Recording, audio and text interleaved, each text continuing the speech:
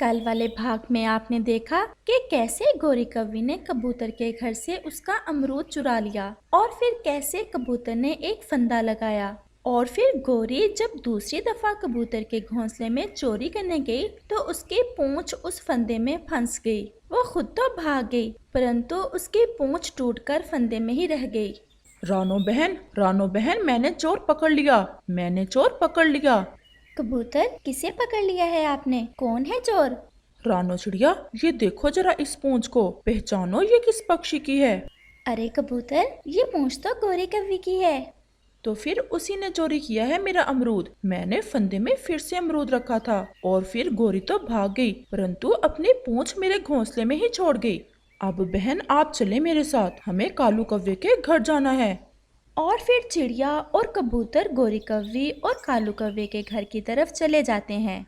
गोरी जरा दरवाजा तो खोलो, मैं हूँ कबूतर और रानो चिड़िया, कोई जरूरी बात करना है। ये कमबख्त गंदी आंखों वाला मेरा पीछा ही नहीं छोड़ रहा, अब ये सबको बताएगा। गोरी, क्या खुद से बातें किए जा रही हो? ये कबूतर और रानो चिड़िया किस काम से आए हैं?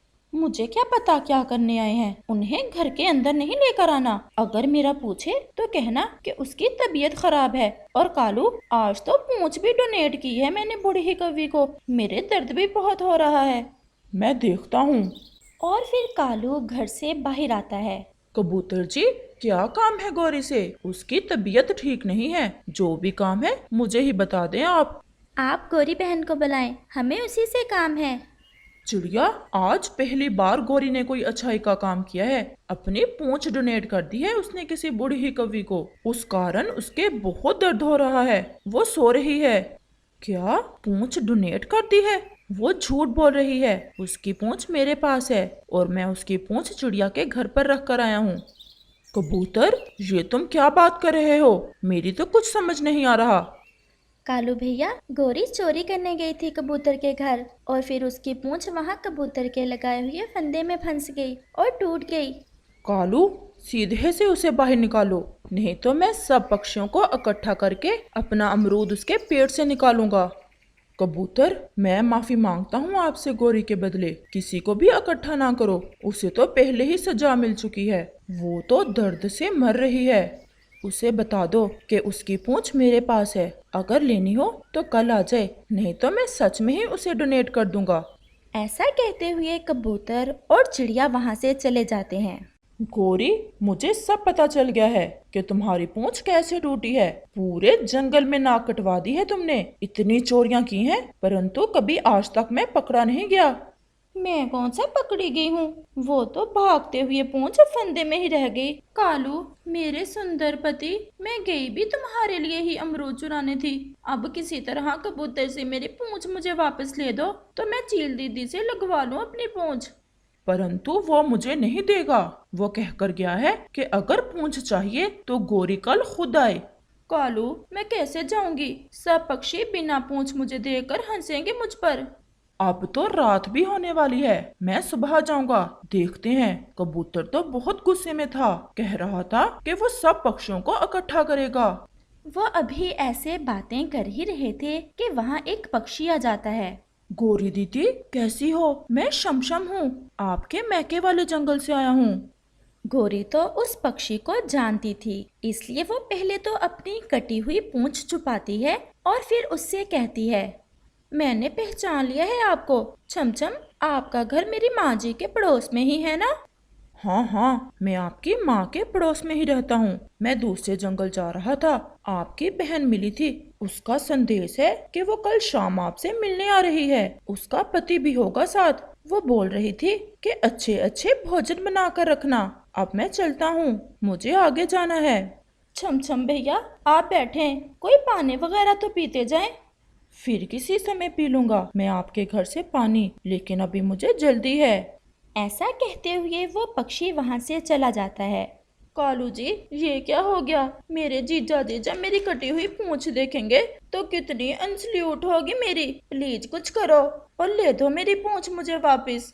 गोरी, वो कबूतर जिद का बहुत पक्का है। जब तक तुम खुद ना गई वो नहीं देगा तुम्हारी पूंछ। और अब तो रात भी होने वाली है, हम दोनों जाते हैं और जाकर मिन्नती करते हैं कबूतर की, शायद वो मान ही जाए। तो फिर हम मिन्नती चिड़िया की करेंगे, अगर वो मान गई तो फिर कबूतर हमें मेरी पूंछ जरूर लौटा देगा। जग्गू बेटा, तुम घर में ही रहना, मैं और तुम्हारी मम्मा थोड़ी देर में आते हैं। कालू जी, पहले तुम बाहर जाओ और देखो कोई पक्षी तो नहीं है बाहर। मुझे तो बहुत शर्म आ रही है, अगर किसी ने देख लिया तो सबको बता देगा। बता तो कबूतर ही देगा, चलो तुम, बाहर कोई भी नहीं है। और फिर गोरी और कालू रानो चिड़िया के घर की तरफ चल देते हैं। कबूतर भी रानो चिड़िया के घर में ही था। अब सुनाओ गोरी, मुझे भी कबूतर कहते हैं, कबूतर ने कैसे पकड़ा तुम्हें चोरी करते हुए? लेकिन गोरी तो खामोश रहती है। हम दोनों आपकी मिन्नती करने आए हैं। गोरी की बहन और जीजा जी कल आ रहे हैं, प्लीज आप गोरी की पूंछ वापस कर दें, नहीं तो बहुत बेइज्जती हो जाएगी गोरी की। वापस तो मैं कर ही दूंगा गोरी तुम्हारी पूंछ, मेरे किस काम की, वो तो है भी काली, मैंने कौन सा अपने लगवानी है। लेकिन कल करूंगा, सब पक्षियों के सामने, सबको तुम्हारे करतूत बताकर। चिड़िया बहन, मैं तुम्हारी मिन्नती करती हूँ, मेरी इज्जत अब आपके पंखों में है, कबूतर से मेरी पूंछ वापस ले दें। मेरी बहन क्या कहेगी मुझे ऐसे बिना पूंछ के देखकर? गोरी बहन, आप भी तो हर रोज हमारा भोजन चुरा लेती हो। मैं वादा करती हूँ, अगर आज के बाद मैंने किसी का भी भोजन चुराया तो पूंछ के साथ साथ मेरे पंख भी काट देना। प्लीज मुझ पर दया करो, मैंने तो अपने जीजा जी से बड़ी बड़ी बातें की हुई हैं, सब हंसेंगे मुझ पर। मैं अपने पंख जोड़ती हूँ आपके सामने। गोरी, वादा करो, फिर आप चोरियाँ नहीं करोगी? पक्का वादा, मैं कभी भी चोरी नहीं करूँगी। कबूतर भैया, अब इसे अच्छी सजा मिल चुकी है, आप गोरी की पूंछ वापस कर दें। चिड़िया, ऐसे वादे ये पहले भी कई बार कर चुकी है। लेकिन मेरी पूंछ तो पहली बार ही कटी है ना, इसलिए आपके बाद मैं पक्का वादा करती हूँ, कभी चोरी नहीं करूँगी। और फिर कबूतर और चिड़िया गोरी की पूंछ उसे वापस कर देते हैं। अब आप चील दीदी के पास जाकर इसे अच्छे से लगवा लें, वो ऐसे ऑपरेशन करती रहती है। आपका बहुत बहुत धन्यवाद। गोरी, आपस की बात है, बिना पूंछ के भी तुम बहुत सुंदर लग रही हो। ऐसा कहते हुए कबूतर और चिड़िया हंसने लग जाते हैं। और फिर कालू और गोरी कबूतर से वो पूंछ लेकर चील दीदी की तरफ चल देते हैं। चिड़िया बहन, मैंने सोचा था कि उसे कल सुबह सबके सामने बेइज्जत करूंगा। कबूतर भैया, उसे पहले ही सजा मिल चुकी है, मुझे पूरा विश्वास है, गोरी अब के बाद कभी चोरी नहीं करेगी। और फिर रात हो जाती है। पूंछ ट्रांसप्लांट की कीमत पूरे 20 दाने चावल हैं। अगर दे सकते हो तो मैं लगा देती हूँ, अगर नहीं तो तुम दोनों वापस जा सकते हो। जी जी चील दीदी, हमारे पास चावल के 20 दाने हैं, आप ऑपरेशन शुरू करें। देखकर तो ऐसे लग रहा है किसी फंदे में आकर टूटी है गोरी तुम्हारी पूंछ, क्या कुछ चोरी करने गई थी कहीं? बस चील दीदी, एक अमरूद चुराने जा बैठी उस कबूतर के घोंसले में, मुझे पता नहीं था, उसने तो वहाँ फंदा लगाया हुआ था, बस ऐसे ही टूट गई मेरी पूंछ। और फिर चील दीदी ऑपरेशन शुरू करती है। वो तो उस काम में माहिर थी, क्योंकि वो कई बार ये काम कर चुकी थी। और फिर चील दीदी गोरी की पूंछ लगा देती है। अब इसे ज्यादा हिलाना नहीं है, एक दिन आराम करना है और कल आकर टांके निकलवा जाना। और अब अगर कहीं चोरी करने जाओ तो फंदे का ध्यान रखना। और फिर गोरी और कालू रात के समय में अपने घर लौटते हैं और गोरी फिर कभी चोरी ना करने का वादा कर लेती है। वो एक बहुत सुंदर जंगल था, वहाँ सब पक्षी बहुत खुशी से रह रहे थे। हर साल के आखिर में उस जंगल में दाना पानी की कमी हो जाती थी, क्योंकि इन दिनों वहाँ बर्फबारी होती थी। इस साल भी ऐसा ही हुआ। इन दिनों सब पक्षी पूरे वाले जंगल की तरफ परावास करते और वहाँ पे वो दिन सुकून के साथ गुजारते।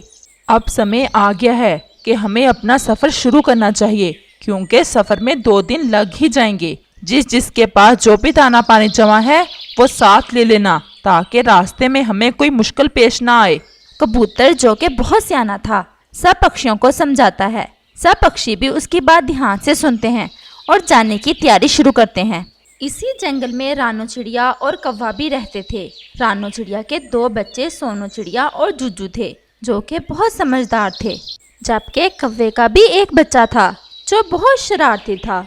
हर समय किसी न किसी शरारत में लगा रहता। वो अपने माँ बाप की एक ना सुनता था। उसे दूसरों को तंग करने में बहुत मज़ा आता था। टिंकू सोनो और जुज्जू से बहुत जलता था, क्योंकि सभी पक्षी रानो चिड़िया के बच्चों की बहुत पारिभाषा करते थे। टिंकू, जाओ अपनी रानो आंटी के पास, उसे जाकर बताओ कि सब पक्षियों ने फैसला किया है कि कल सुबह रोशनी होने के साथ ही हमें निकलना होगा, क्योंकि बर्फबारी की वजह से सूरज की रोशनी कम समय के लिए ही आती है। वो अपने बच्चों को लेकर बड़े आम के पेड़ पर आ जाए। जी पापा, मैं अभी जाकर बता आता हूँ। और टिंकू रानो चिड़िया के घर की तरफ चला जाता है। रास्ते में टिंकू के दिमाग में एक शरारत आती है। अब मज़ा आएगा। रानो आंटी, मुझे मेरे पापा ने भेजा है कि आपको बताऊं कि सब पक्षियों ने फैसला किया है कि परसों सफ़र शुरू करना है। आप परसों सुबह बड़े आम के पेड़ पर आ जाना। लेकिन कबूतर ने तो कल जाने का कहा था। हाँ, कहा तो था, लेकिन कबूतर अंकल के बेटे को बहुत तेज बुखार है, इसीलिए हमें परसों ही जाना होगा। ठीक है बेटा, हम परसों आ जाएंगे। और टिंकू वापस अपने घर आ जाता है। पापा, मैं गया था रानो आंटी की तरफ, लेकिन वो तो बहुत गुस्से में थी। वो कह रही थी कि कबूतर बहुत चालाक बनता है, उसका परिवार रहता है ना पूरे वाले जंगल में, इसलिए हम सबको ले जाता है वहाँ। रानो आंटी कह रही थी मैं तो इस बार दक्षिण वाले जंगल की तरफ जाऊंगी, इस बार मैं आपके साथ नहीं जाऊंगी। अच्छा, रानो ने ऐसे कहा?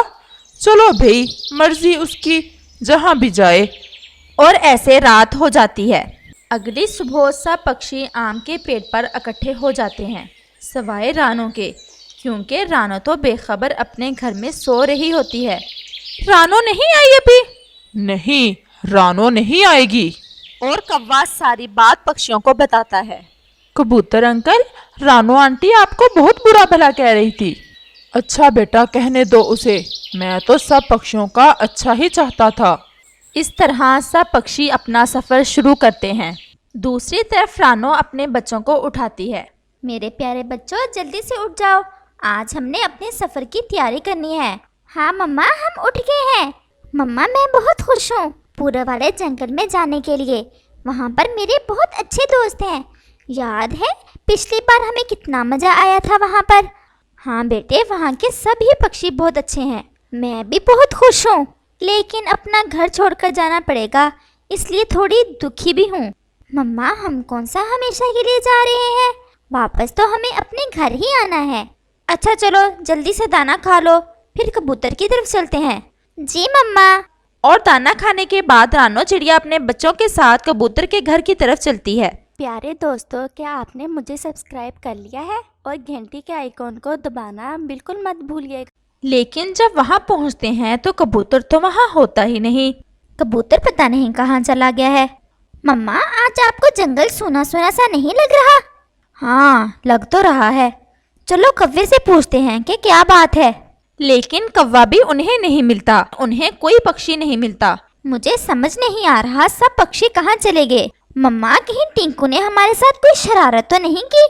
आपको तो उसका पता है कितना झूठा है, और हमारे साथ तो वैसे भी उसकी हमेशा ही लड़ाई रहती है।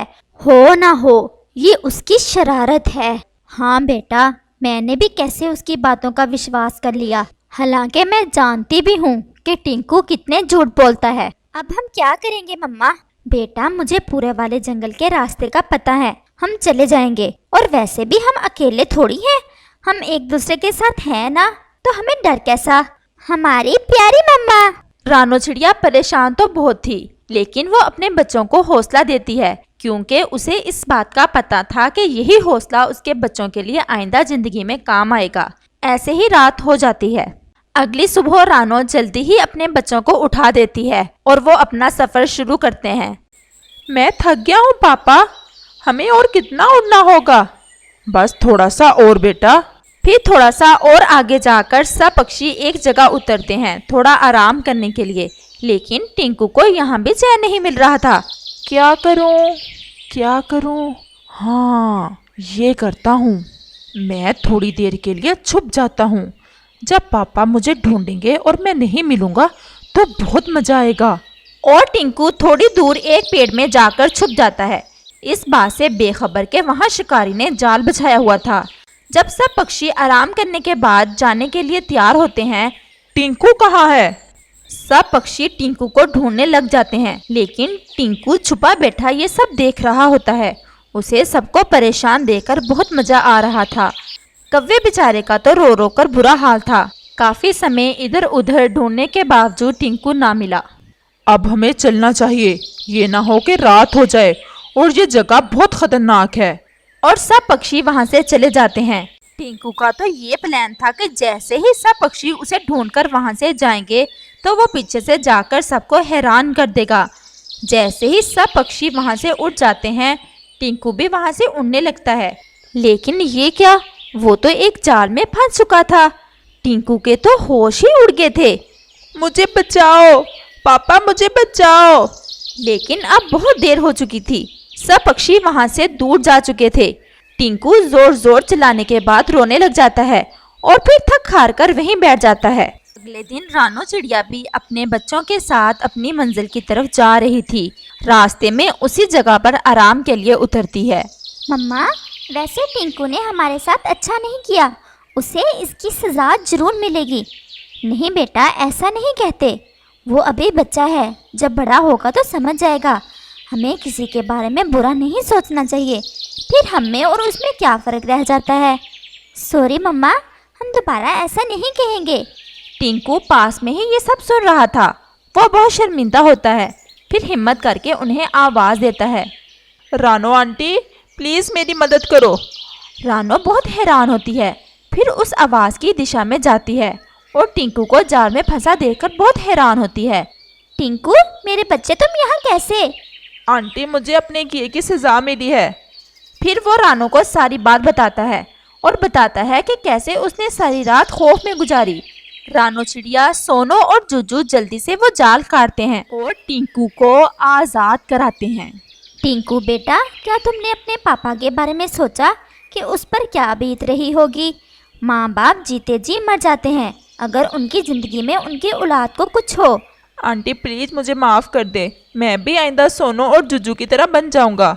रानो चिड़िया उसे अपने साथ लेकर अपने सफर की तरफ बढ़ती है। जल्द ही वो पूरब वाले जंगल में पहुंच जाते हैं।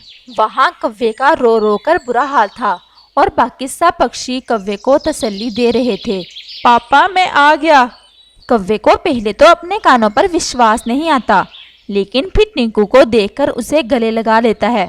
फिर टिंकू खुद ही सारे पक्षियों को सारी बात बता देता है और ये भी बताता है कि कैसे उसने रानो चिड़िया के साथ झूठ बोला और रानो चिड़िया के बारे में बाकी सब पक्षियों से और सब पक्षियों से माफ़ी भी मांगता है और आइंदा एक अच्छा पक्षी बनने का वादा करता है।